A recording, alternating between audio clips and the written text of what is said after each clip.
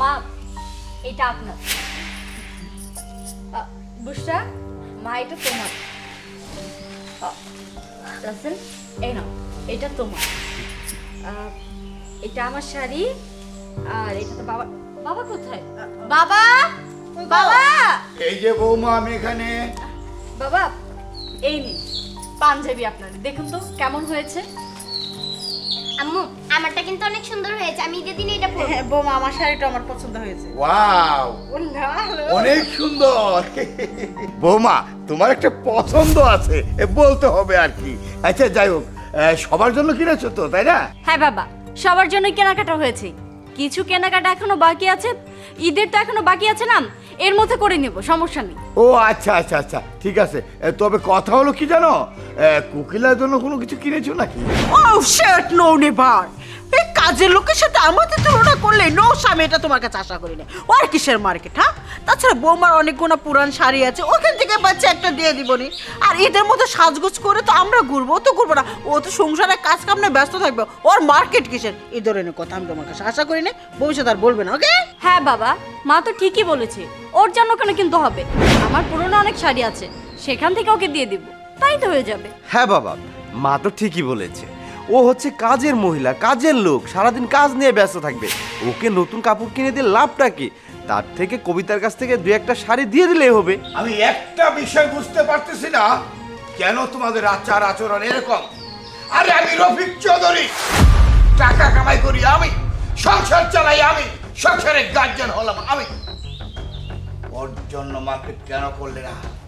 আর কত টাকা লাগতো? বড় জোর 4-5 হাজার টাকা, কেন করলে না তোমরা? আরে বাবা, আমি একটা জিনিস কোনোভাবে বুঝতে পারছি না, সামান্য একজন কাজের মেয়ের জন্য তুমি আমাদের সাথে এমন ব্যবহার কেন করছো? ওই সেটা আজকাল একটা কথাও বলবে না, আমি তোমার মার সাথে কথা বলছি, বুঝতে পেরেছো? বাবা আপনি কিন্তু ভুল করছেন, আপনি একটা জিনিস বুঝার চেষ্টা করুন, আমরা 4-5 হাজার টাকা দিয়ে একটা ড্রেস কিনতে পারি, তাই বলি কি কাজের লোকটাকে কিনে দেবো? এটা কি সম্ভব বলুন তো? চুপ থাকো বৌমা, তুমি এই বিষয়ে কথা বলতে এসো না, কারণ আমি তোমার সাথে কথা বলতে চাচ্ছি না। প্লিজ তুমি চুপ থাকো, আমি কথা বলবো শুধু তোমার শাশুড়ি মায়ের সাথে। আচ্ছা মুনমুন, তুমি তো জানো আমাদের বংশের মধ্যে কোনো মেয়ে নাই, তাই একটা একটা করে সন্তান নিতে নিতে 6টা সন্তান নিয়েছি, 6টা ছেলে সন্তান হয়েছে, আর 6টা ছেলে সন্তান আমার আমেরিকা থাকে। তারপরে একটা মেয়ের আশায় আবার সন্তান নিলাম, তারপরে হলো একটা ছেলে, সেটা হলো রাসেল। কেন কেন তুমি বুঝছো না?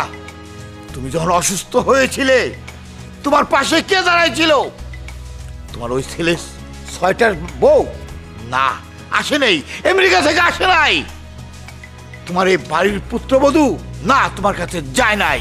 তোমার অসুস্থ হওয়ার পর আমি শুধু দেখেছি এই কোকিলা তোমার বিছানার পাশে মাথার কাছে ওই শুধু বসে আছিল, মাথায় পানি দেওয়া থেকে, জলপট্টি দেওয়া থেকে, হাত পা টিপে দেওয়ার থেকে সমস্ত চিকিৎসা করেছে ওই কোকিলা। ওই কোকিলা কাজের মেয়ে নয়, ওই কোকিলা মনে হচ্ছে আমার মেয়ে, আমার মা। ওই কোকিলা তোমাকে যে সেবা যত্ন করেছে, আমার হৃদয়টা ভরে গেছে ওর আচার ব্যবহারে। আর তুমি জানো ওই সমস্ত কাজের মেয়ে কোকিলারা, ওরা যদি আমাদের জন্য এত কিছু করতে পারে আর ওদের জন্য আমরা একটা কিছু করতে পারি না কেন? আমাদের ঈদ আছে, ওদের ঈদ নেই, আমাদের আনন্দ আছে, ওদের আনন্দ নেই, আমাদের নতুন জামা কাপড় পরতে হবে, ওদের জামা কাপড় পরতে হবে না কেন? কেন পরতে হবে না বলো? সত্যি কথা কি জানো, আমাদের মতো বড় লোকেদের ব্যর্থতা কোথায়? একটা কাজের মেয়েকে আমরা নিজের ফ্যামিলির মেম্বার হিসেবে কোনো সময় মেনে নিতে চাই না, তাই আজকে ওরা কাজের মেয়ে হিসেবে স্বীকৃতি পেয়েছে। থাক স্যার, আপনারা ম্যাডাম গো এত অপমান করতে হইব না। আমি কাপড় চোপড় দিয়ে কি করবো? ঈদের মার্কেট কি আমাকে মতো কাজের মেয়ে গো শোভা পায়? আমরা তো কাজের মানুষ, আমরা তো সবসময় কাজই করি, আমার গো শরীরে এইরকম পুরান কাপড় চোপড় থাকলেই চলে। ঈদের মার্কেট দিয়ে আমরা কি করব? তবে জানেন স্যার, আপনাদের বাড়িতে আমি খাই বা না খাই আমার কিছু মনে হইতো না, কষ্ট মনে করতাম না। কিসের জন্য জানেন স্যার? আমি আমার বাবা মনে করতাম, আপনার কাছে আমি আমার বাবার ভালোবাসা পাইছিলাম, এর জন্যে আমি এই বাড়িতে সব সময় কাজ করে গেছি, সব সময় আপনাকেও সব সময় পাশেই থাকছি। কিসের জন্য? আমার তো কোনো বাবা মা নাই, আমি তো ইতিম ছিলাম। আমার একটা সংসার ছিল। আমার স্বামী মারা যাওয়ার পরে আমার কোনো জায়গায় থাকার জায়গা ছিল না। আমি রাস্তায় ঘুমাইতাম, রাস্তায় না খাইয়া পইরা থাকতাম। ওইখান থেকে আপনি একদিন আমারে তুইলা আপনার বাড়িতে কাজ দিতেন। আপনি আমার অনেক আদর করতেন, নিজের মেয়ের মতো দেখতেন। আর আমিও ভাবছিলাম ওই আদর পাইয়া যে আমি আমার বাবার বাড়িতে আইছি। আমি ভাবি নেই যে আমি এই বাড়ির কাজের লোক। আমি ঈদের মার্কেট দিয়ে কি করবো? আপনি আর ম্যাডামের সাথে খারাপ ব্যবহার করেন না স্যার, আপনি তো আমার বাবার মতো। তাই আমি ম্যাডামের একটু যত্ন নিছি, তাছাড়া আর কিছুই না স্যার। দেখো দেখে শিখো, দেখো দেখো ওর কণ্ঠের কথাগুলা, ওর এক একটা কথা কলিজায় বিনতেছে, মনে হয় কলিজার বুটাটা টাইনে ছিটতেছে। কি মায়াবী কথা। মামা, তুই আমারে মাফ করে দে। তোর সাথে আমি ভারী অন্যায় করছি।